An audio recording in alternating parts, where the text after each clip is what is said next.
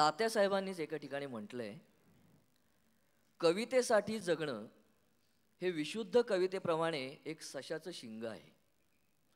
नसलेलं आणि असलं तर असायला नको असलेलं. कदाचित कोणी कवितेसाठी जगला तर साधारण बरी कविताही लिहू शकणार नाही.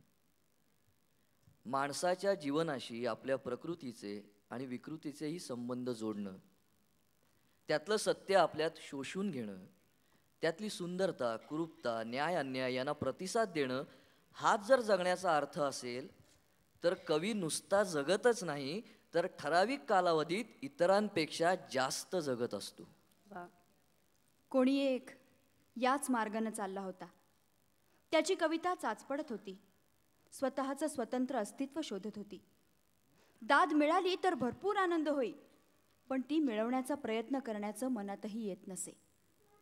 लग्नाच्या मुलीसारखी कविता कोणासमोर उभी करणं आणि अनुकूल अभिप्रायासाठी कटोरा पुढे करणं हा कवितेचा अपमान आहे असं वाटे.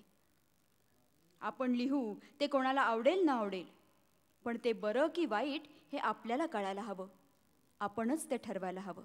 आम्हा घरी आहे शब्दांचेच धन, आम्हा घरी आहे शब्दांचेच धन, खंत नाही त्याची जाणवते पण शब्द देता घेता झाले आहे आता, शब्द देता घेता झाले आहे आता, शब्दाचेच मन, शब्दाचेच मन. माझ्या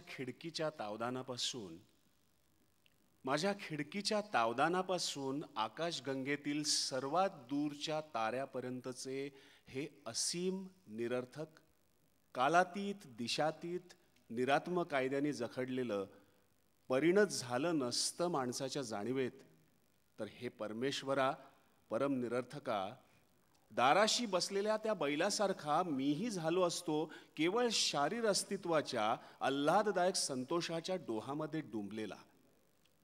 पण तसं झालं नाही. आणि म्हणून या वैश्विक निरर्थकाच्या एका अणुमात्र कोपऱ्यामध्ये अर्थाची वसाहत उभारण्याची जबाबदारी माझ्यापुरती शेवटी माझ्यावरच आहे.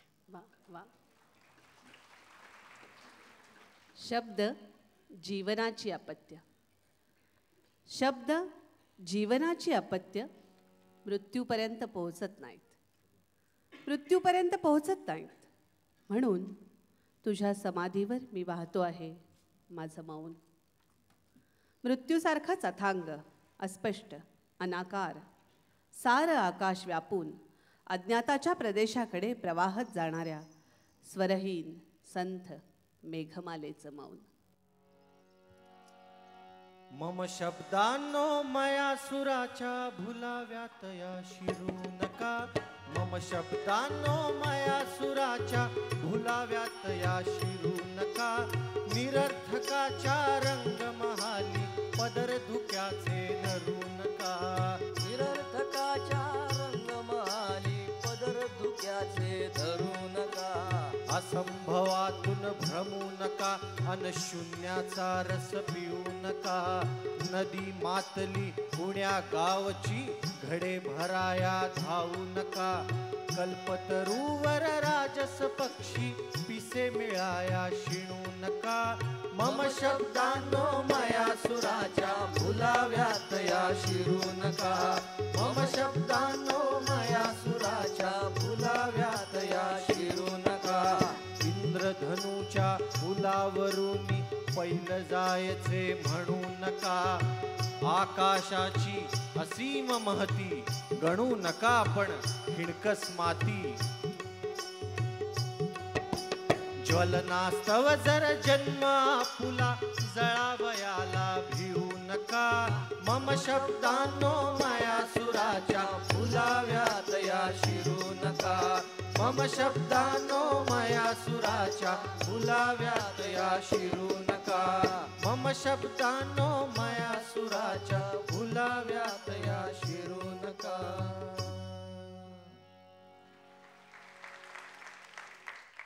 शेक्सपियर आणि गडकरी कुसुमाग्रजांची दोन दैवतं.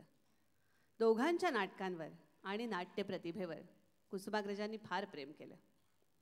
नाटक हा मूलतः एक वाङ्मय प्रकार आहे असं त्यांचं आग्रहाचं म्हणणं होतं. सफाईदार प्रयोगांनी यशस्वी झालेली पुष्कळ नाटकं अशी असतात की थिएटर बाहेर पडताना हातातलं चुरगळलेलं तिकीट गळून पडतं, तसं नाटकही मनातून गळून पडतं असं ते म्हणत. चांगलं नाटक माणसाच्या आयुष्याचा तळ गाठतं, माणसाच्या सुखदुःखांचं अर्थपूर्ण दर्शन घडवतं. तात्यासाहेब म्हणत, मला तरी नाटक सहसा घटनेत किंवा कथानकात सापडत नाही. माणसाचं मन हा नाटकाचा मुख्य विषय आहे, घटनांची गुंतागुंत नव्हे. अशी माणसांची मानसिक गुंतागुंत उलगडू पाहणारं त्यांचं एक नाटक म्हणजे ययाती देवयानी. म्हणे कचदेवावर तुझं प्रेम होतं. होय होतं, पण आता ते प्रेम मी माझ्या अंतःकरणातून, माझ्या जीवनातून कसपटासारखं दूर फेकून दिलंय, समजलीस? आणि तुझ्याविषयी त्यांच्या मनात उत्पन्न झालेल्या आपुलकीचं रूपांतर प्रेमात होऊ नये म्हणून तुलाही जन्माची दासी करून मी प्रतिष्ठानला घेऊन आले आहे. जे भाग्य माझ्या नशिबी नाही ते तुझ्याही नाही. पण भाग्य तरी कसलं? कचदेव मोठे आहेत, फार मोठे आहेत, पण आकाशातली फुलं पृथ्वीवर माळता येत नाहीत. स्वतःच्या विचारात आणि जगाच्या कल्याणात मग्न होणारी ही माणसं नवरे म्हणून निव्वळ नालायक. कसलं भाग्य त्यात? पुढे केलेला माझा हात झिडकारून त्या ऋषीपुत्रानं माझ्यावर मोठा अनुग्रहच केला. दारिद्र्यानं आच्छादित होत नाही असा कोणताही सद्गुण या सृष्टीमध्ये नाही.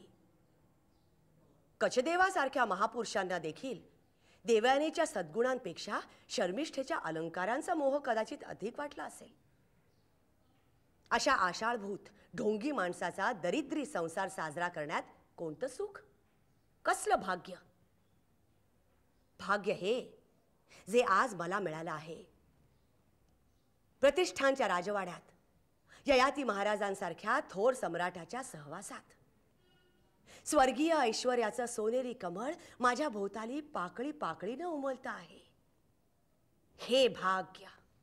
देवयानी, तुला अवघड आणि अप्रिय वाटेल असं मी काही बोलणार नाही, पण तुझं अंतःकरण रिकामं नाही, त्याचं दान तू कोणाला तरी दिलेलं आहेस हे काल संध्याकाळी माझ्या ध्यानात आलं.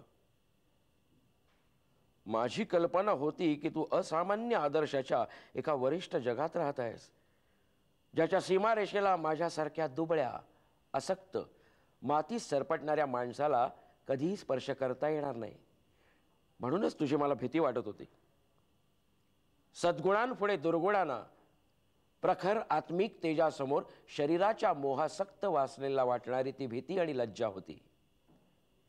मी पराक्रमी आहे, सच्छील आहे, जीवनातील शिवाची आणि सौंदर्याची उपासना करणार आहे, अशा समजुतीच्या रेशमी कोशांमध्ये मी राहत होतो. आपल्या मिलनाच्या पहिल्या रात्री तू हा कोश फोडलास आणि मला बाहेर काढलंस. महारोगानं कुजलेल्या माणसानं प्रथमताच आपलं रूप आरशात पाहावं, त्याप्रमाणे माझ्या कमकुवतपणाचं पहिलं किळसवाणं दर्शन मला तुझ्या सद्गुणात, तुझ्या श्रेष्ठतेत झालं. मी रागावलं तुझ्यावर आणि त्याहीपेक्षा अधिक स्वतःवर. आरशाचा द्वेष केला आणि स्वतःचा तिरस्कार. यातनेच्या या तुरुंगातून बाहेर पडण्यासाठी एकच मार्ग होता. त्या मार्गानं मी वाटचाल करू लागलो. जे आदर्श असाध्य होते ते मी नाकारले आणि जे साध्य होतं त्याचेच आदर्श बनवले. आत्मा नाकारला आणि शरीरासाठी जगू लागलो. तो माझ्यावर स्वामित्वाची मुद्रा मारलीस आणि माझ्याकडे पाठ फिरवलीस. विवाह मंत्राच्या साखळीला बांधलेलं एक जंगली जनावर एवढीच किंमत तुझ्या जीवनात मला उरली. सुखी होण्याचा एकच मार्ग म्हणून मीही जनावर होण्याचा मनपूर्वक प्रयत्न केला. तुझ्या सापकाच्या माऱ्यात आल्यावर मी तुझ्या मनासारखं वागत होतो, पण तेवढंच. त्या परिसरातून दूर झाल्यावर माझ्या पशुत्वाला मर्यादा राहत नव्हती. परंतु मला आढळून आलं की कितीही प्रयत्न केला तरी माणसाला जनावर होता येत नाही. भयान धनांद काळोखातून मी पिसाटासारखा धावत होतो, तुझ्यापासून आणि स्वतःमधील माणसापासून दूर जाण्यासाठी. भूताकेतांच्या किंकाळ्या आणि श्वापदांच्या गर्जना कानांवर पडत होत्या. काट्या कुट्यांवर आणि दगडांवर आदळून शरीर रक्तबंबाळ होत होतं आणि तरीही मी असहाय्यपणे धावत होतो. या भयानक अवस्थेमध्ये दिवा हातात घेऊन माझ्या समोर उभी राहिली ती शर्मिष्ठा. माझ्या दुर्गुणांची तिनं तमा केली नाही, माझ्या उद्धाराची तिनं आशा बाळगली नाही. तिनं फक्त माझ्यावर प्रेम केलं, अगदी वेड्यासारखं. प्रेम वरदान स्मर सदा. प्रेम वरदान स्मर सदा. प्रेम वरदान.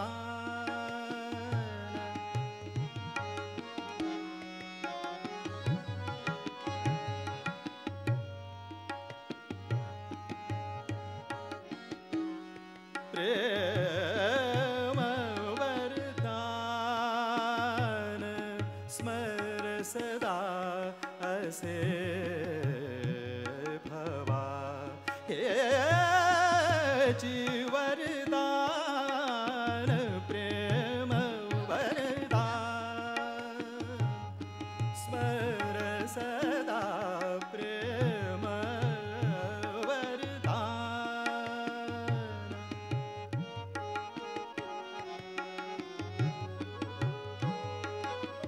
वरदान वरदान प्रेम वरदान. वरदान प्रेम वरदान.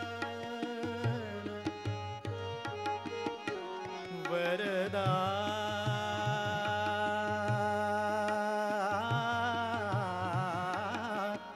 वरदान वरदान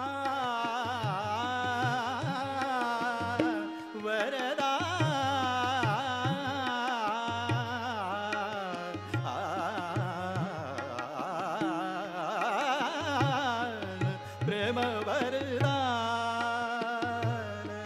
स्मर सदा. प्रेम वरदान.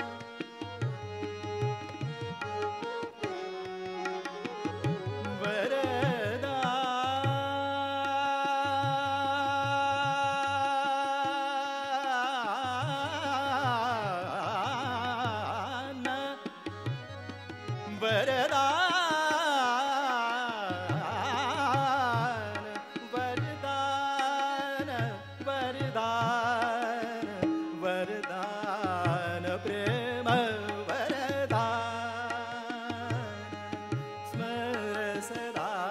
प्रेम वरदान.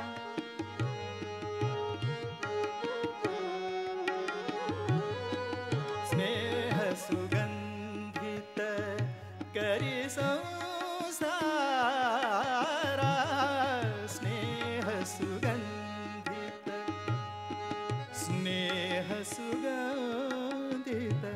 स्नेह सुगंधित. स्नेह सुगंधित. स्नेह सुगंधित. स्नेह सुगंधित. स्नेह सुगंधित करी संसारा. स्नेह सुगंधित. आ